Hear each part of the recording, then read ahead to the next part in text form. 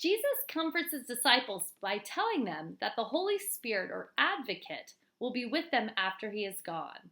The Holy Spirit will continue to teach and guide them as they continue to follow Jesus.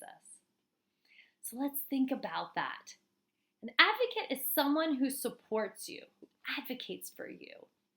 Who are those people who support you in your life?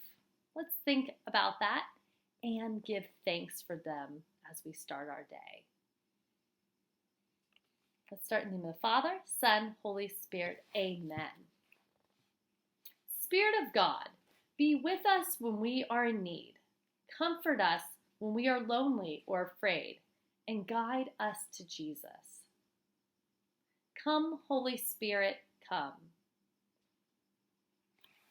我们的天父，愿你的名受显扬，愿你的国来临，愿你的旨意奉行在人间，如同在天上。求你今天想给我们日用的食粮，求你宽恕我们的罪过，如同我们宽恕别人一样，不要让我们陷于用过，但救我们免于凶恶。阿们。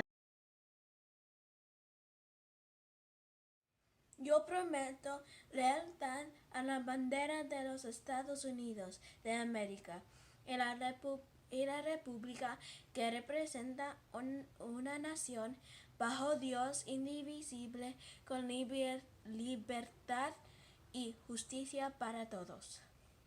And we have two birthdays today. It's Raquel Rios and Noella Rios' birthday. They are both in 6th Mandarin. Raquel and Noella, I hope you have a fabulous day. Send you virtual hugs.